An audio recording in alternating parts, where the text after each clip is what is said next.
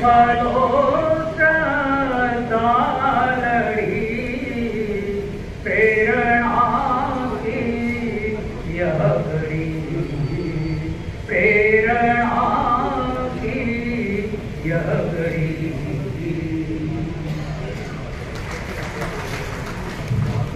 प्रेरणा की यह घड़ी, इस प्रेरक प्रेरणा गीत के बाद मैं मोहनदास सुंदरी विश्वविद्यालय में राजनीति विज्ञान विभाग के अध्यक्ष और जी बाघट से आग्रह करता हूँ कि वे इस पुस्तक के जो लेखक हैं डॉक्टर सुंदर आचार्य और डॉक्टर विजय उपलब्ध का परिचय थे, इस पुस्तक की एक समीक्षा भी प्रस्तुत करेंगे।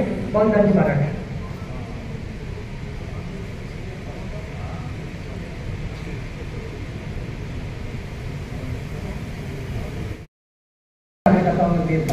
मैं भी शामिल हूँ।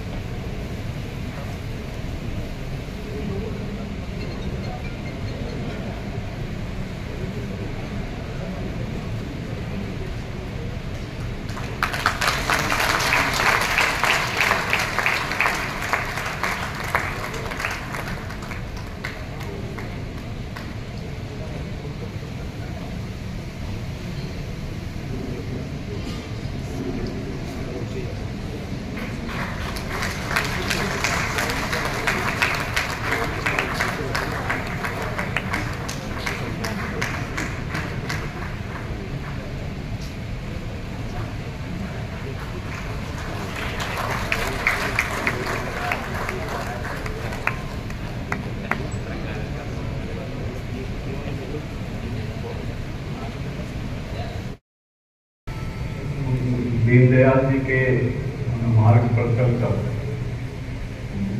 माँ भारती के श्री चरणों में अपना सर्वस्व समर्पित करने वाले हमारे भाई साहब ओम प्रकाश जी माथुर, जिनके पद चाहे जो रहे हों, सर्वदा हम आपको भाई साहब के नाम से जानते हैं और भाई साहब के नाम से संबोधित करते हैं।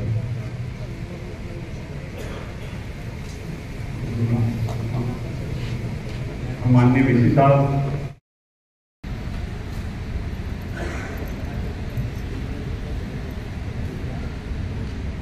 जिस ढंग से मेरा परिचय कराया गया तो मुझे बड़ा संकट में डाल दिया।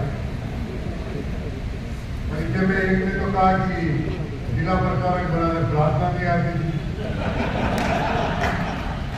दूसरे ने दोनों ने कहा, एक ही कॉन्स्टिट्यूंसी के लोगों ने, कि मुझे बहुत डांटा और एक ने कहा मुझे बहुत पीटा। अब ऐसी परिचय पर मेरे जैसे को क्या बोलना है? और आपको भी आश्चर्य होगा कि ऐसा जिला प्रचारक कैसे बोल गया, इसको प्रार्थना नहीं आती। संघ में ऐसा भी चलता है क्या कि मन में प्रश्न खड़ा हुआ हो? लेकिन अगर दायित्व दिया है तो कुछ तो बोलना ही पड़ेगा। इस कार्यक्रम में उपस्थित प्रोफेसर ऐसे कामदेव जी, हमारे लोकप्रिय सांसद भाई मन्नालाल जी, मैं कह सकता हूँ कि इस टीम में प्रतिनिधियों में सबसे वरिष्ठ, सबसे छोटा जरूर होगा लेकिन सबसे वरिष्ठ मेरा भाई श्रीचंद कृपलानी जी, ताराचंद बहन जी, जिला अध्यक्ष दोनों कृपाल सिंह जी, पुष्कर जी, धर्मलाल जी, भवनलाल जी शर्मा, दिनेश जी भट्ट, डॉक्टर विजय, डॉक्टर कुंजन, रणधीर सिंह जी साहब, फूल सिंह जी, उपस्थित सभी वरिष्ठ नागरिकों, समाज जीवन में काम करने वाले मेरे प्रिय बंधुओं, माताओं, युवा साथियों, दीनदयाल जी के जब जीवन की काफी चर्चाएं, काफी उदाहरण आपके सामने आए। एक विचित्र प्रकार का प्राणी था और जैसा कि बताया, संघ के प्रचारक के नाते प्रारंभ में जब कल्पना आई कि हमें कुछ राजनीतिक क्षेत्र में भी लोग खड़े करने चाहिए। अब उस काल में संघ तो 25 साल से 1925 से शुरू हो गया था, लेकिन भवन में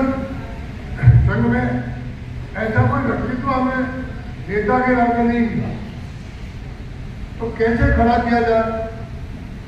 तो सबका ध्यान उस समय की टीम का कि दीनदयाल जी को एक काम किया जाए। और जब दीनदयाल जी को काम दिया गया तो दीनदयाल जी ने कहा कि न उस काम से मेरा कोई रिश्ता है, न मेरा स्वभाव है, न मेरी वैसी कोई रहन सहन है, आप मुझे आप किस हैसियत से भेज रहे हैं। तो उस टीम ने, उस समय की टीम ने उनको कहा कि ये सब नहीं होने की वजह से हम तुम्हारे लिए काम तय कर रहे हैं कि राजनीतिक क्षेत्र में भी हमारे कार्यकर्ता खड़े हैं। तो ढूंढा गया। उन्हीं दिनों में डॉक्टर श्यामा प्रसाद मुखर्जी केंद्र की सरकार को त्याग करके फ्री हुए थे। सबका ध्यान गया क्योंकि डॉक्टर साहब की भी लड़ाई काफी बंगाल में हुई, कलकत्ता में हुई। डॉक्टर साहब का थोड़ा परिचय भी था। तो उनसे उन्होंने कहा कि ये व्यक्ति आया है जिसमें कूट करके राष्ट्रवाद भरा है, चाहे वो संघ के संपर्क में नहीं आए, लेकिन व्यक्ति ऐसा है जब आप जानते हैं। तो पहले दिन ही हमने बाहर से व्यक्ति को ला करके हमारा नेता बनाया। और जब दीनदयाल जी दोनों ने काम शुरू किया तो कुछ महीनों के बाद डॉक्टर श्यामा प्रसाद मुखर्जी और मुझे गुरु जी के पास जाकर कहा कि अगर दीनदयाल जैसे मेरे पास और 2-4 आदमी हो तो मैं साल भर में भारतीय जनसंघ को पूरे हिंदुस्तान में खड़ा कर सकता हूं। अब आज के युग का युवा ये कल्पना करे कि ऐसा उन्होंने क्या किया होगा। तो दीनदयाल जी के जीवन की जो सरलता थी मुझे याद है। कई बार जब अनचाहा काम जिसको दिया जाता है, अनचाहा कोई विषय उनको बताया जाता है, तो उसको लगता है कि मुझे कुछ जान करके दिया तो और थोड़ा समझना दे, एकाग्रचित होकर मन में न करके उस काम को पूरा करने की शक्ति रखता है और इसीलिए उस काम को चलाया। मैंने तो स्वयं में तो दीनदयाल जी के दर्शन नहीं किए क्योंकि मैं तो संसद भी बचपन का नहीं हूँ। मैं तो ग्रेजुएट करते करते संसद बना हूँ और अच्छा खुशगवार था, इसलिए संसद बनानी चाहिए। वो भी सदा और आगे निकलता, पता नहीं बनता या नहीं बनता। लेकिन जो भी दीनदयाल जी अपने बौद्धिक वर्ग में अच्छा इन्होंने लिखा है। मैं सबसे पहले तो दीनदयाल जी के बारे में, मेरे भाई विजय ने जो PhD की है, मैं इसको शादी पर दूंगा कि जिसने बड़ी मेहनत करके और जो उन्होंने दुनिया भर में जैसा बनाया गया, देश भर के लोगों से संपर्क करके जो दीनदयाल जी के काल के थे या दीनदयाल जी ने अध्ययन किया है या दीनदयाल जी के एकात्म मानववाद को समझा है, ऐसे लोगों से घूम करके सब कुछ अव्यवस्था होने के बाद भी इन्होंने जो संकलन किया है, इसे एक बार पुनः मैं आप सबकी ओर से कहूंगा कि दीन को बहुत जोरदार तालियां बजा करके आंदोलन में प्रारंभ में जब संशय बना तो मुझे हमारा उस समय के वरिष्ठ प्रचारक माननीय ब्रह्मदेव आगे के दीनदयाल जी का एक जो संघ शिक्षा वर्ग में फोटोजन कहते थे, वो बताया थे कि संगठन कैसे खड़ा किया जाता। अब बहुत सरल है और सब जानते हैं। मेवाड़ वाले तो ज्यादा जानते होंगे। मेवाड़ में चने ज्यादा भी खाए जाते हैं और कहते भी हैं मेवाड़ में चने की दाल इसलिए खाते कि पहाड़ में चढ़ना उतरना पड़ता है और इसलिए इनके घुटने भी मजबूत रहते हैं।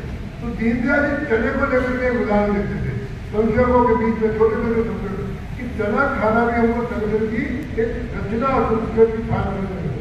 तो उसमें क्या होता था कि जैसे मान लो चना अपने सामने अपनी ला के रखे तो आपका सबका मन होगा पहले अच्छा चना अपन खाएंगे, धीरे धीरे उसमें थोड़ा कम वाला खाएंगे और आखिर में ये स्थिति आएगी कि आपको पता है वो दांत तोड़ेगा तो भी आप कुछ खा जाएंगे। तो दीनदयाल जी ने साइंस को एकदम नीचे तो उतारा।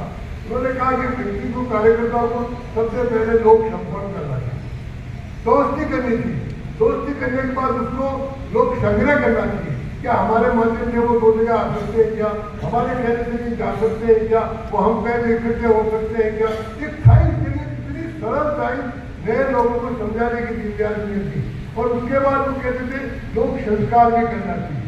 लोक संस्कार का मतलब वो आ गया, हम कहीं ना जा रहा है, इसमें जब बुला रहे हैं हमारी बात सुन रहा है, लेकिन क्या वो हमारी बात को, हमारे विषय को, हमारे विचारों को दूसरी जगह जाके भी बोल सकता है। तो इसलिए ऐसे संस्कार में हम लोगों को दे ताकि वो दूसरी जगह जाए। और अंतिम जो उन्होंने सूत्र बताया, अंतिम ये सूत्र बताया लोक नियोजन, जो आजकल के इसमें थोड़ा कठिन हो गया है।